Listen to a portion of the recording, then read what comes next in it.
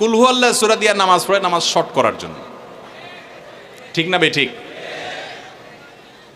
তাহলে এবার যদি আমি বলি কারা কারা নামাজ সংক্ষেপ করার জন্য কুল হু আল্লাহ সূরা দিয়ে নামাজ পড়েন, তাহলে দেখা যাবে হাত ওগুলো আবার উঠছে।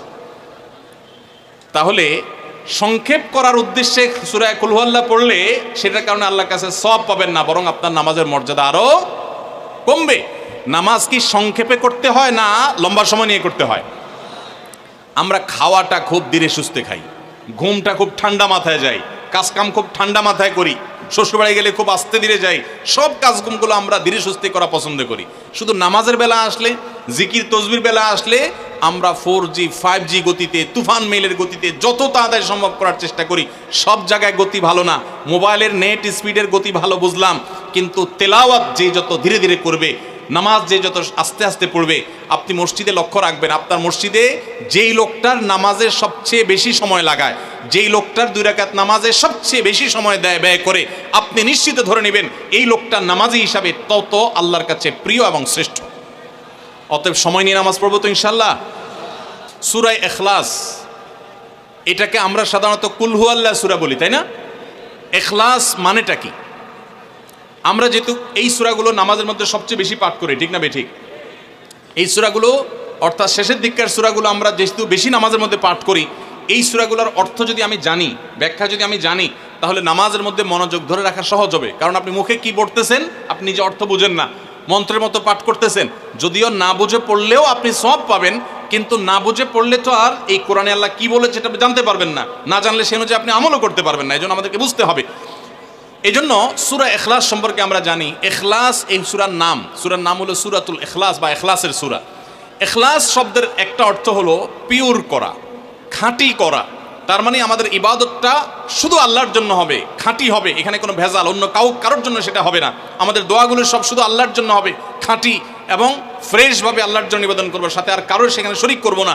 এই জন্য এই সূরার নাম ইখলাস, যে এই সূরার মধ্যে আল্লাহর ইবাদত, একত্ববাদ, তাওহীদ এটাকে খাঁটি করবার নির্দেশ দেওয়া হয়েছে। আল্লাহর কোনো শরীক নাই, এই জন্য এটাকে সূরা ইখলাস বলা হয়েছে, খাঁটি করার সূরা, ঈমানকে বিশুদ্ধ করা, তাওহীদকে ঠিক করার সূরা।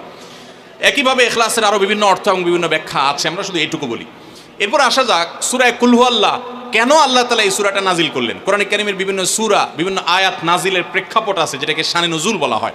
কেন এই সূরা আল্লাহ তাআলা আমাদেরকে দিয়েছেন, এ সম্পর্কে প্রিয় নবী সাল্লাল্লাহু আলাইহি সাল্লামের এক সাহাবী, তার থেকে একটি হাদিস বর্ণিত আছে। সেই হাদিসের আলোকে আমরা জানি যে মক্কার মুশরিকরা, মক্কার কাফিররা, অবিশ্বাসীরা, তারা প্রিয় নবী সাল্লাল্লাহু আলাইহি সাল্লাম যখন তাওহীদের দাওয়াত দিলেন, আল্লাহর পথে আসার দাওয়াত দিলেন, তারা বলল, মুহাম্মদ, আমরা তো সবার বংশ পরিচয় জানি। সেই যুগে মানুষ ওটের পর্যন্ত বংশ পরিচয় জানতো, শিখতো।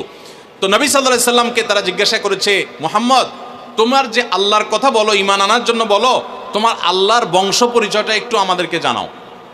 মক্কার মুশরিকদের এরকম হাস্যকর দাবি শোনার পর প্রিয় নবী সাল্লাল্লাহু আলাইহি সাল্লামের প্রতি আল্লাহ তাআলা এই সূরা নাজিল করে তাদের এই প্রশ্নটা যে অবান্তর, আল্লাহ তাআলার যে কোনো বংশ পরিচয় নাই, আল্লাহর যে কোনো জন্মদাতা নাই, তিনি যে কোনো জন্মদাতার মুখাপেক্ষী নন, সে বিষয়টাকে আল্লাহ তাআলা বিশদভাবে এই সূরাতে বিবৃত করেছেন, বর্ণনা দিয়েছেন। এই জন্য ওই প্রেক্ষিতে এই সূরাটা নাজিল হয়েছে। কোনো ওলামা ইকরাম, কোনো মুফাসসিরগণ অবশ্য ভিন্ন আরও একাধিক কথাও বলেছেন, তবে এটি সবচেয়ে প্রসিদ্ধ এবং বেশিরভাগ মুফাসসিরদের মতে এটি যে সূরা ইখলাস, কুল হু আল্লাহ সূরা নাজিল হয়েছে মক্কার মুশরিকরা প্রিয় নবী সাল্লাল্লাহু আলাইহি সাল্লামের কাছে আল্লাহর বংশ পরিচয় জানতে চাওয়ার মতো মূর্খতাসুলভ প্রশ্ন করেছে। সেই প্রশ্নের জবাবে এই সূরায় আল্লাহ রাব্বুল আলামিন বিস্তারিত বিবরণ দিয়েছেন। এবার আসুন আমরা এই সূরায় কি বলেছেন আল্লাহ রাব্বুল আলামিন সে বিষয়ে জানবো, এবং সেই সাথে এই সূরাটার বিশেষ ফজিলত আছে, সূরা ইখলাসের আবার স্পেশাল ফজিলত আছে, কি সেটা আমরা জানবো ইনশাআল্লাহ তাআলা। আমরা প্রথমে আসুন সূরার অর্থ আমরা জেনে নেই। কুল হুয়াল্লাহু আহাদ, আমার সাথে সাথে আপনারা বলুন, কুল হুয়াল্লাহু আহাদ, আল্লাহুস সামাদ, লাম ইয়ালিদ ওয়া লাম ইউলাদ ওয়া লাম ইয়াকুল লাহু কুফুয়ান আহাদ। কুল হু আল্লাহু আহাদের অর্থ হলো বলুন, কুল মানে বলুন। এই কুলটা বড় কাফের কুল, আমরা অনেকে কয় রস্যকার কুল ও কুল, বড়ই লিখতে যে কুল লেখি আমরা ওই রকম বলি। এই কাফটা ভেতর থেকে আসবে, কুল কুল কুল বললে তার অর্থ হবে বলো। আর যদি ছোট কাফের কুল অর্থাৎ বাংলায় করস্যকার কুল ও কুল লিখি যে আমরা ওরকম কুল যদি বলেন, আরবিতে তার অর্থ হলো খাও। একটা হলো বলো, আরেকটা হলো খাও। অর্থের মধ্যে বেশ কম আছে না নাই? অনেক বেশ কম। কোথায় খাওয়া আর কোথায় বলা, এই জন্য এই কফটাকে একটু শুদ্ধ করার চেষ্টা করতে হবে। কুল ভিতর থেকে কুল কুল হুয়াল্লাহু আহাদ। এর অর্থ কি? কুল মানে বলুন। আল্লাহ তাআলা তার রাসূলকে বলছেন, হে রাসূল, আপনার ভেতরে যে বিশ্বাস আছে তাওহীদের প্রতি, সেই বিশ্বাসকে প্রকাশ করে বলুন হুয়াল্লাহু, হুয়া মানে তিনি, আল্লাহ মানে তো আল্লাহ, বলুন যে তিনি আল্লাহ, আহাদ মানে একক, অদ্বিতীয়, তার কোনো শরিক নাই, তার কোনো অংশীদার নাই, তিনি একক। বংশ পরিচয়ে তার থাকার প্রশ্নই ওঠে না। যিনি একক, যিনি অদ্বিতীয়, যার কোনো শরিক নাই এবং যার কোনো পার্টনার নাই, যার কোনো ফ্যামিলির সদস্য নাই, যিনি একক, তার বংশ পরিচয় জানতে চাওয়া এটা মূর্খতা এবং অজ্ঞানতা। এই জন্য আল্লাহ রাব্বুল আলামিন জানিয়েছেন কুল হুয়াল্লাহু আহাদ, বলে দিন তিনি আল্লাহ যিনি একক, আল্লাহুস সামাদ, আল্লাহ হলেন সমাদ। সমাদ শব্দের অর্থ হলো যে তিনি হলেন সেই মহান সত্তা, সবাই যার কাছে মুখাপেক্ষী, তিনি কারোর কাছে মুখাপেক্ষী নন। সমাদ মানে হলো যিনি অমুখাপেক্ষী, যিনি কারো মুখাপেক্ষী না। পৃথিবীর সকল সৃষ্টি তার মুখাপেক্ষী, তিনি কারো মুখাপেক্ষী না। যেহেতু তিনি কারো মুখাপেক্ষী না, অতএব তার বাপেরও প্রয়োজন নাই, তার মায়েরও প্রয়োজন নাই, তার সন্তানের প্রয়োজন নাই, বন্ধুর প্রয়োজন নেই, তার কারোর কোনো প্রয়োজন নেই। সবার তাকে প্রয়োজন, কিন্তু তিনি কারোর কাছে মুখাপেক্ষী নন। আল্লাহুস সামাদ, লাম ইয়ালিদ ওয়া লাম ইউলাদ। যেহেতু তিনি কারো মুখাপেক্ষী নন, এই জন্য তিনি কাউকে জন্ম দেননি, ওয়া লাম ইউলাদ, এবং তাকেও কেউ জন্ম দেয়নি। যেহেতু তিনি কোনো কারো মুখাপেক্ষী না, এই জন্য তার বাপমারও প্রয়োজন নাই। আমরা দুনিয়াতে আসার জন্য বাপমার মুখাপেক্ষী, বাপমা ছাড়া আসতে পারে না। যেহেতু আল্লাহ কারো মুখাপেক্ষী নন, এই জন্য তার কোনো জন্মদাতার প্রয়োজন হয়নি। ওয়া লাম ইউলাদ, এবং তিনি কাউকে জন্ম দেননি। কারণ আমাদের সন্তান সন্ততি জন্ম দিতে হয় আমাদের প্রয়োজনে, কারণ আমার বংশধারা ধরে রাখতে হবে, আমার নামটা ধরে রাখতে হবে, আমার সম্পদ রক্ষণাবেক্ষণ করতে হবে, বৃদ্ধকালে আমাকে দেখাশোনা করতে হবে। এইসব কারণে আমাদের সন্তানের প্রয়োজন হয়।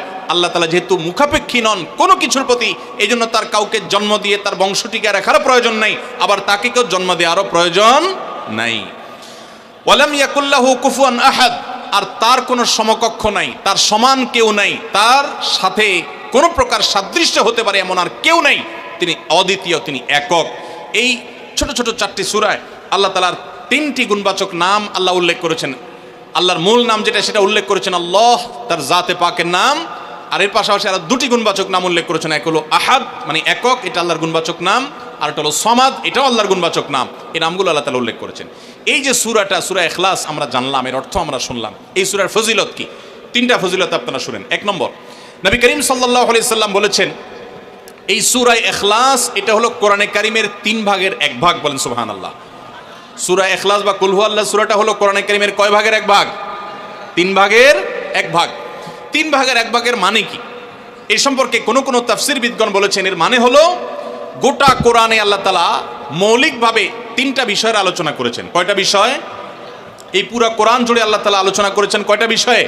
3টা বিষয়। নাম্বার 1 তাওহীদ, একত্ববাদ, ঈমান সম্পর্কে। নাম্বার 2 আখবার, বিভিন্ন জাতি গোষ্ঠীর ইতিহাস আল্লাহ এখানে আলোচনা করেছেন। নাম্বার 3 এই কোরআন আল্লাহ তাআলা আলোচনা করেছেন আহকাম বা বিধিবিধান। ঈমানটা মানুষের, বিশ্বাসটা মানুষের সবচেয়ে গুরুত্বপূর্ণ। বিশ্বাস মানুষকে পরিচালনা করে, জন্য কোরআনে এটার আলোচনা সবচেয়ে বেশি। এরপর ইতিহাসের আলোচনা মানুষের অনেক বেশি প্রয়োজন শিক্ষা গ্রহণ করবার জন্য পূর্বের ঘটনাবলী থেকে, সেজন্য সেগুলোও আছে। আর 3 নম্বর বিধিবিধান, মানুষ কিভাবে চললে কোন দিকে গেলে লাভ হবে, কোথায় গেলে ক্ষতি হবে, সেই হালাল হারামের বিবরণ কোরআনে আছে। 3টা বিষয়ের আলোচনার মধ্যে একটা হলো তাওহীদ বা ঈমান। এই সূরা ইখলাস এমন একটা সূরা কোরআনের, এই একটা সূরাতে পুরা সূরার 4টা আয়াতের সবগুলো আয়াতে শুধু ঈমান সম্পর্কে, শুধু আল্লাহর জাত সম্পর্কে বলা আছে। বলেন সুবহানাল্লাহ। ভাইরা আমার, এই সূরা ইখলাস বা সূরা কুল হুয়াল্লাহ এটা কোরআনে কারীমের 3 ভাগের 1 ভাগ। এটা একটা ব্যাখ্যা। আরেকটা ব্যাখ্যা হলো কোরআনে কারীম যদি কেউ পুরাটা পড়তে পারে, যে পরিমাণ সওয়াব সে লাভ করবে। শুধু কুল হুয়াল্লাহ সূরা যদি একবার পাঠ করে, কয়বার? একবার যদি পাঠ করে, কোরআনে কারীমের 3 ভাগের 1 ভাগ তেলাওয়াত করার সওয়াব আল্লাহ তাআলা ওই ব্যক্তিকে দান করেন। তাহলে যদি কেউ 3 বার পাঠ করে, তাহলে এখান থেকে বোঝা যায় যে আল্লাহ তাআলা তাকে পুরা কোরআন একবার তেলাওয়াতের সওয়াব দান করবেন। পুরা কোরআন কষ্ট করে তেলাওয়াত করলে সেটার যে মর্যাদা হবে সেটা অবশ্যই ভিন্নতর। কিন্তু 3 কুল সূরা ইখলাস এটাকে 3 বার পাঠ করলে আল্লাহ রাব্বুল আলামিন কোরআনে কারীমের পূর্ণাঙ্গ কোরআন তেলাওয়াতের সওয়াব পাবেন বলে অনেক উলামা ইকরাম, মুহাদ্দিসিন ইকরাম বলেছেন এই হাদিসের আলোকে। এটা হলো এর দ্বিতীয় ফজিলত। প্রথম ফজিলত। দ্বিতীয় ফজিলত হলো আমাদের প্রিয় নবী সাল্লাল্লাহু আলাইহি ওয়াসাল্লামের সময় তিনি এক দলকে একটা অভিযানে পাঠিয়েছেন। তাদের মধ্যে যিনি ইমাম সাহেব ছিলেন, ওই আল্লাহর বান্দা প্রত্যেক নামাজের মধ্যে যে কোনো সূরা পড়তেন, যে কোনো কেরাত পড়তেন, শেষে সূরা ইখলাসটা অবশ্যই পাঠ করে তারপর রুকুতে যাইতেন। এখন সাহাবীদের মধ্যে একটা প্রশ্ন দেখা দিল যে এই লোকটা প্রত্যেক রাকাত নামাজে সূরায়ে ফাতিহা আলহামদু সূরা পাঠ করার পর যেই সূরাই পড়েন, যেই কেরাতই পড়েন, সাথে আবার কুল হুয়াল্লাহটা কেন পড়েন? আমরা তো নবী সাল্লাল্লাহু আলাইহি ওয়াসাল্লাম কিরম করতে দেখি নাই। তখন সাহাবীরা এসে নবী সাল্লাল্লাহু আলাইহি ওয়াসাল্লামকে জিজ্ঞাসা করলেন, ইয়া রাসূলুল্লাহ, আমাদের ইমাম সাহেব যাকে আমাদের সাথে আপনি দিয়েছেন, যিনি আমাদের সাথে আসেন, এই ব্যক্তি প্রত্যেক রাকাতে অন্য যা পড়ুক আর না পড়ুক এই কুল হুয়াল্লাহ সূরাটা উনি পড়ে, এটা উনি ছাড়ে না, এর কারণটা কি? তখন নবী সাল্লাল্লাহু আলাইহি ওয়াসাল্লাম জিজ্ঞাসা করলেন ওই ব্যক্তিকে যে তুমি কেন এই সূরা পাঠ করো? অবশ্যই অবধারিতভাবে সূরা ফাতিহা না প্রত্যেক রাকাতে ফিক্সড, অন্য কোনো সূরা তো ফিক্সড না, তুমি অন্য যাই পড়ো সাথে প্রত্যেক রাকাতে কুল হুয়াল্লাহ দিয়ে শেষ করে তারপর রুকুতে যাও কেন? তখন সে সাহাবী বলেন, ইয়া রাসূলুল্লাহ, আমি কেন পড়ি? কারণ কোরআনে কারিমে এই একটা সূরা, সূরা ইখলাস বা কুল হুয়াল্লাহ সূরাটা একমাত্র সূরা যেই সূরার শুরু থেকে শেষ পর্যন্ত সবগুলো আয়াতে শুধু আমার আল্লাহর কথা বলা আছে। কোরআনের অন্য কোনো সূরা এমন নাই যেই সূরার শুরু থেকে শেষ পর্যন্ত পুরো সাবজেক্ট আগা টু গোড়া পর্যন্ত সবগুলো বিষয়, সবগুলো আয়াতে শুধুমাত্র আল্লাহর পরিচয় দেওয়া হয়েছে, এমন আরেকটা সূরা নেই। যেহেতু এখানে শুধু আল্লাহর কথাই বলা হয়েছে, এই জন্য এই সূরাকে আমার অনেক বেশি পছন্দ হয়, এই জন্য এই সূরাকে অনেক বেশি আমি ভালোবাসি। আমার আল্লাহর আলোচনা এখানে, অন্যান্য সূরাতে কোথাও ইতিহাস, কোথাও হালাল হারাম, কোথাও বিধিবিধান, কোথাও অন্যান্য আলোচনা আছে, কিন্তু এই সূরায় শুধু আমার আল্লাহর কথা বলা আছে। এই জন্য আল্লাহর মহব্বতে এই সূরাকে আমি অনেক ভালোবাসি, কুল হুয়াল্লাহ সূরাকে। নবী করিম সাল্লাল্লাহু আলাইহি ওয়াসাল্লাম তখন বলেছেন, তোমার এই ভালোবাসার কারণে আমার কাছে ওহী আল্লাহ পাঠিয়েছেন যে আল্লাহ তাআলা তোমাকে স্পেশালি ভালোবাসেন। এবং অন্য বর্ণনায় আসছে নবী সাল্লাল্লাহু আলাইহি ওয়াসাল্লাম বলেছেন, হুব্বুকা ইয়াহা ইউদখিলুকাল জান্নাহ, তুমি এই সূরাকে যে ভালোবাসো, এই ভালোবাসার কারণে আল্লাহ তাআলা তোমাকে জান্নাতে প্রবেশ করাবেন, সে ওয়াদা করেছে। অতএব ভাই আমার, সূরা ইখলাস বা কুল হুয়াল্লাহ সূরাকে স্পেশালি আমরা মহব্বত করব, ঠিক আছে না ইনশাআল্লাহ? এই সাহাবীর পাশাপাশি মদিনায় আরেক সাহাবী, তিনিও ইমামতি করতেন এবং ইমাম হিসাবে দায়িত্ব প্রাপ্ত ছিলেন নবী সাল্লাল্লাহু আলাইহি ওয়াসাল্লামের তরফ থেকে, তিনিও একই কাজ করতেন। তার ব্যাপারে নবী সাল্লাল্লাহু আলাইহি ওয়াসাল্লামের একই রকমের জবাব দেওয়ার কথা আমরা হাদিস থেকে জানতে পারি। সেখান থেকে সূরা ইখলাসের মর্যাদা বোঝা যায়। আমরাও অনেকে সূরা ইখলাস প্রায় রাকাতে পড়ি, আছে না নাই? আপনারা কারা কারা একা একা যখন নামাজ পড়েন, নফল হোক, সুন্নত হোক বা ফরজ হোক, যখন নামাজ পড়েন প্রায় রাকাতে সূরা কুল হুয়াল্লাহ পড়েন কারা কারা? একটু হাত তোলেন তো। আচ্ছা, হাত নামান। খুশি হইয়া হাত তুলছেন, মনে করছেন প্রশংসা পাবেন। প্রশংসা না, বরং একটা বদনাম পাওয়ার ভয় আছে। হাতটা তোলাইছি আমি, আপনারা মনে করছেন সবসময় হাত তুললেই শুধু জিতা যায়। দেখেন, যারা সূরা ইখলাসকে মহব্বত করে, এই যে ঘটনা আমরা শোনালাম নবী সাল্লাল্লাহু আলাইহি ওয়াসাল্লাম, এটা জেনে যে আমার আল্লাহর আলোচনা আছে এই সূরায়, অন্য কোনো আলোচনা নাই, আল্লাহর পরিচয় উল্লেখ করা আছে, আল্লাহর বৈশিষ্ট্য এবং ক্ষমতার উল্লেখ আছে, সেই মহব্বতে যদি কেউ সূরা ইখলাসকে মহব্বতের সাথে ধীরে ধীরে পড়ে, তাহলে তো তিনি অবশ্যই আল্লাহর কাছে বিশেষ মর্যাদা পাবেন। ওই সাহাবীর মতো আল্লাহর ভালোবাসা পাওয়ার সম্ভাবনা জোরালো। তবে আমাদের বেশিরভাগ মানুষ কুল হুয়াল্লাহ সূরা দিয়ে নামাজ পড়ে নামাজ শর্ট করার জন্য, ঠিক না বেঠিক? তাহলে এবার যদি আমি বলি কারা কারা নামাজ সংক্ষেপ করার জন্য কুল হুয়াল্লাহ সূরা দিয়ে নামাজ পড়েন, তাহলে দেখা যাবে হাত ওগুলো আবার উঠছে। তাহলে সংক্ষেপ করার উদ্দেশ্যে সূরা কুল হুয়াল্লাহ পড়লে সেটার কারণে আল্লাহর কাছে সওয়াব পাবেন না, বরং আপনার নামাজের মর্যাদা আরো কমবে। নামাজ কি সংক্ষেপে করতে হয় না লম্বা সময় নিয়ে করতে হয়? আমরা খাওয়াটা খুব ধীরে সুস্থে খাই, ঘুমটা খুব ঠান্ডা মাথায় যায়, কাজকাম খুব ঠান্ডা মাথায় করি, শ্বশুরবাড়ি গেলে খুব আস্তে ধীরে যাই, সব কাজগুলো আমরা ধীরে সুস্থে করা পছন্দ করি। শুধু নামাজের বেলা আসলে, জিকির তসবির বেলা আসলে আমরা 4G 5G গতিতে, তুফান মেইলের গতিতে যত তাড়াতাড়ি সম্ভব করার চেষ্টা করি। সব জায়গায় গতি ভালো না, মোবাইলের নেট স্পিডের গতি ভালো বুঝলাম, কিন্তু তেলাওয়াত যে যত ধীরে ধীরে করবে, নামাজ যে যত আস্তে আস্তে পড়বে, আপনি মসজিদে লক্ষ্য রাখবেন, আপনার মসজিদে যেই লোকটার নামাজের সবচেয়ে বেশি সময় লাগায়, যেই লোকটার 2 রাকাত নামাজে সবচেয়ে বেশি সময় ব্যয় করে, আপনি নিশ্চিত ধরে নেবেন এই লোকটার নামাজি হিসাবে তত আল্লাহর কাছে প্রিয় এবং শ্রেষ্ঠ। অতএব সময় নিয়ে নামাজ পড়বো তো ইনশাল্লাহ। আমাদের অনেকেরই তাড়াহুড়া করে নামাজ পড়ার স্বভাব আছে ভাইরা, ভালো না এটা। যাই হোক, তো সূরা ইখলাস আমরা এটাকে সংক্ষেপ করার জন্য পড়বো না, মহব্বত করার জন্য পড়বো আজ থেকে, ঠিক আছে তো ইনশাল্লাহ? কুল হুয়াল্লাহ সূরার আরেকটি ফজিলত বলে আমি শেষ করতে চাই, সেটি হলো যে নবী করিম সাল্লাল্লাহু আলাইহি সাল্লামের একটা হাদিস আছে যে কেউ যদি 10 বার সূরা ইখলাস বা কুল হুয়াল্লাহ সূরা পাঠ করে, কয়বার? 10 বার, রাতে দিনে যে কোনো সময় 10 বার যদি কুল হুয়াল্লাহ সূরা পাঠ করে, আল্লাহ নবী সাল্লাল্লাহু আলাইহি সাল্লামের হাদিসে ওয়াদা রয়েছে আল্লাহ তাআলা ওই ব্যক্তির জন্য জান্নাতে একটা বিশাল প্রাসাদ নির্মাণ করবে। দুনিয়ার কোনো প্রাসাদ না ভাই, পামজমারার প্রাসাদ না ভাই, এটা কোনো দুবাই বা পৃথিবীর কোনো গুরুত্বপূর্ণ জায়গার লোভনীয় কোনো আকর্ষণীয় কোনো জায়গার প্রাসাদ না ভাই, জান্নাতের প্রাসাদ। দুনিয়ার প্রাসাদ রেখে চলে যেতে হবে, জান্নাতের প্রাসাদ যে একবার পেয়ে যাবে অনন্ত অসীমকাল পর্যন্ত আর তার সেখান থেকে বের হতে হবে না, তার থেকে ছুটবে না। আল্লাহ আমাদের সবাইকে ফজিলত অর্জন করার তৌফিক দান করুন, আমিন। তাহলে সূরা ইখলাস 10 বার মাঝে মধ্যে পড়তে যদি আমরা চেষ্টা করি, পুরা সূরাটা একবার পড়তে 1 মিনিট সময় কিন্তু লাগে না। কুল হুয়াল্লাহু আহাদ আল্লাহুস সামাদ লাম ইয়ালিদ ওয়া লাম ইউলাদ ওয়া লাম ইয়াকুল লাহু কুফুয়ান আহাদ। কয় সেকেন্ড সময় লাগছে? 20 সেকেন্ড, 25 সেকেন্ড। আপনি চাইলে 1 মিনিটে 3 বার কুল হুয়াল্লাহ সূরা পড়তে পারেন, তার মানে 1 মিনিটে পুরো কোরআন খতম দেওয়ার সওয়াব আপনি লাভ করতে পারেন। তাহলে অবসর সময়গুলোতে আমরা মুখস্থ তো সবারই আছে, পড়ার চেষ্টা করব না ইনশাআল্লাহ। আল্লাহ আমাদের সবাইকে তৌফিক দান করুন। এবং পড়ার পাশাপাশি এই সূরাতে আল্লাহর একত্ববাদের কথা বলা আছে, মূল বিষয়টা সেটা, শুধু সওয়াব আহরণ করাই উদ্দেশ্য না, বরং এখান থেকে আল্লাহর একত্ববাদের শিক্ষা নিতে হবে। আল্লাহ একক, কুল হুয়াল্লাহু আহাদ, হে রাসূল বলে দিন তিনি আল্লাহ, তিনি একক, তার কোনো অংশীদার নাই, তার কোনো পার্টনার নাই, তিনি কারোর প্রয়োজন তার হয় না। আল্লাহুস সামাদ, তিনি কারোর মুখাপেক্ষী না, বরং সবাই তার মুখাপেক্ষী। লাম ইয়ালিদ ওয়া লাম ইউলাদ, তাকে কেউ তিনি কাউকে জন্ম দেননি, আর তাকেও কেউ জন্ম দেয়নি। ওয়া লাম ইয়াকুল লাহু কুফুয়ান আহাদ, তার কোনো সমকক্ষ নাই। ভাইরা আমার, আমাদের সমাজে এক শ্রেণীর নাস্তিক আছে, বরং সকল নাস্তিক ইসলাম এবং মুসলমানদের প্রতি বিদ্বেষ লালন করে, তাদের বড় অংশ। এই নাস্তিকদের একটা কমন প্রশ্ন হলো, তারা বলে আল্লাহ যদি আমাদের সবার সৃষ্টিকর্তা হয় তো আল্লাহর সৃষ্টিকর্তা কে? নাউজুবিল্লাহ। এরকম একটা প্রশ্ন নাস্তিকরা করে।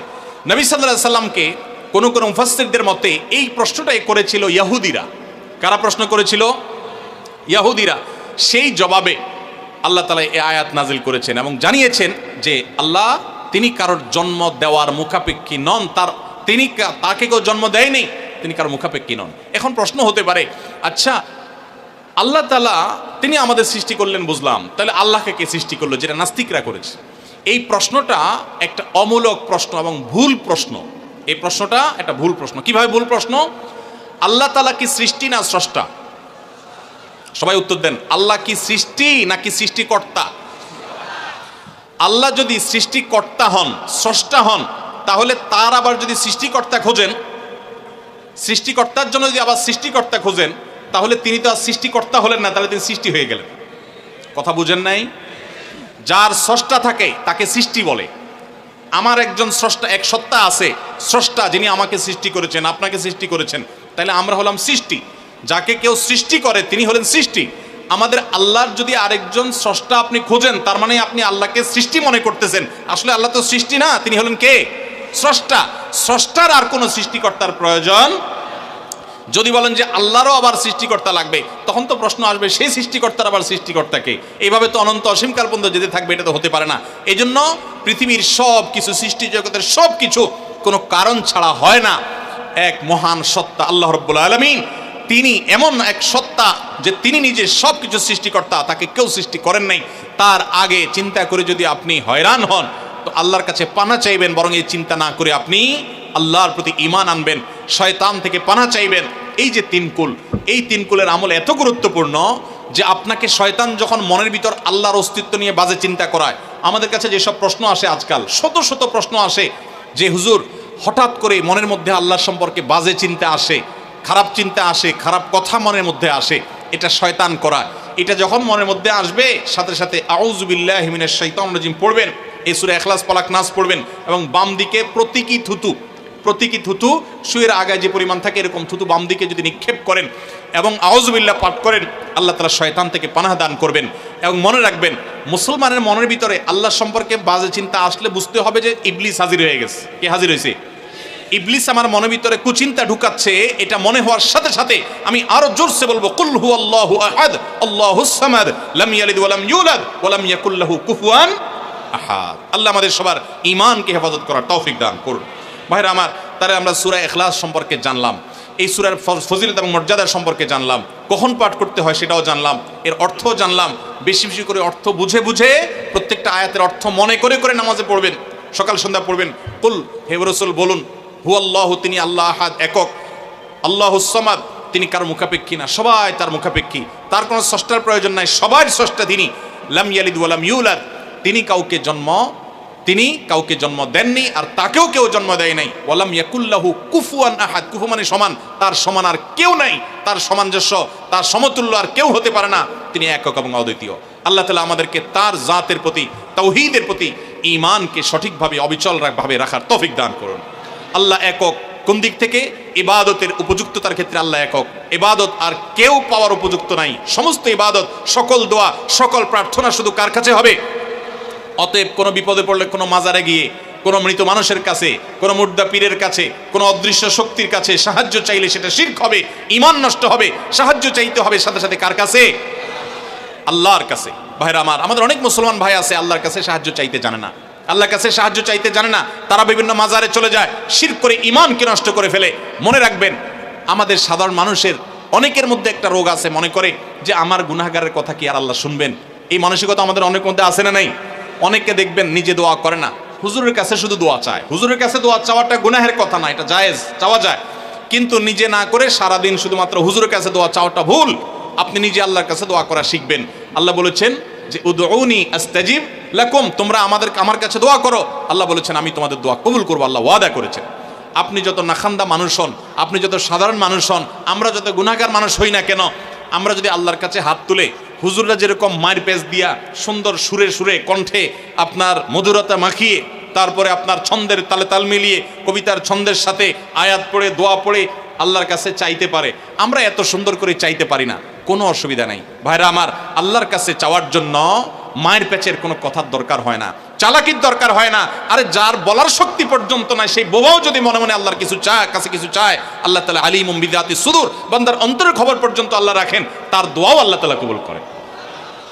এখন আপনারা অনেকে বলবেন আমি এত বেশি নামাজ কালাম পড়ি না, আমি অনেক গুনাহ করি, গান শুনি, হারাম কাজ করি, অনেক খারাপ কাজে লিপ্ত, আমার দোয়া কি আল্লাহ কবুল করবেন? আমি আপনাকে কোরআনের আলোকে আল্লাহর প্রতি আস্থা রেখে বলছি যে আপনি যত গুনাহগার বান্দাই হন না কেন, আল্লাহর কাছে যদি আপনি চাওয়ার জন্য সেই রকম আন্তরিকতা নিয়ে আপনি চান, খুব মায়ের পেজ দিয়ে না চান, আল্লাহ আমি একটু চাকরি নিয়ে বিপদে আছি, আল্লাহ আপনার হাতে সব কিছু, আমার মালিক, আমার কর্তৃপক্ষ, বস, সবার মন আপনার নিয়ন্ত্রণে, আপনি আমার চাকরির সমস্যাটা দূর করে দেন, আল্লাহ আমি বিপদে আছি, এটা দূর করে দেন। আল্লাহ তাআলা আপনার দোয়া কবুল করবেন। এজন্য আমরা দোয়া করব কার কাছে? ইনশাআল্লাহ আল্লাহর কাছে। ওয়াইদা সাআলতা ফাসআলিল্লাহ ওয়াইদা ইসতাআনতা ফাসতাইন বিল্লাহ। নবী সাল্লাল্লাহু আলাইহি ওয়াসাল্লাম শিক্ষা দিয়েছেন তার এক সাহাবীকে, চাইবা যখন আল্লাহর কাছে, সাহায্য চাইবা আল্লাহর কাছে। আল্লাহ আমাদের সবাইকে তৌফিক দান করুন। তাহলে সূরা ইখলাসের মূল শিক্ষাটা হলো আমাদেরকে তাওহীদবাদী হতে শিখায়, একত্ববাদের শিক্ষা দেয়। ইহুদিরা তারা উযাইর আলাইহিস সালামকে আল্লাহর পুত্র বলে, নাউজুবিল্লাহ। খ্রিস্টানরা ঈসা আলাইহিস সালামকে আল্লাহর পুত্র বলে, নাউজুবিল্লাহ। মারিয়ামকে আল্লাহর স্ত্রী বলে, নাউজুবিল্লাহ। মক্কার মুশরিকরা ফেরেশতাদেরকে আল্লাহর কন্যা বলে, নাউজুবিল্লাহ। এই সব কিছু থেকে পবিত্র মুসলমানেরা তারা কোনো প্রকার সীমা লঙ্ঘন করে না, তাদের নবীকে অন্য কাউকে আল্লাহর সন্তান সাব্যস্ত করে না। কোরআনের এই সূরায় আল্লাহ তাআলা সেটাই বলেছে। অতএব আল্লাহ সম্পর্কে সেই সঠিক ধারণাটা আমরা গ্রহণ করব, এটা হলো এই সূরার শিক্ষা।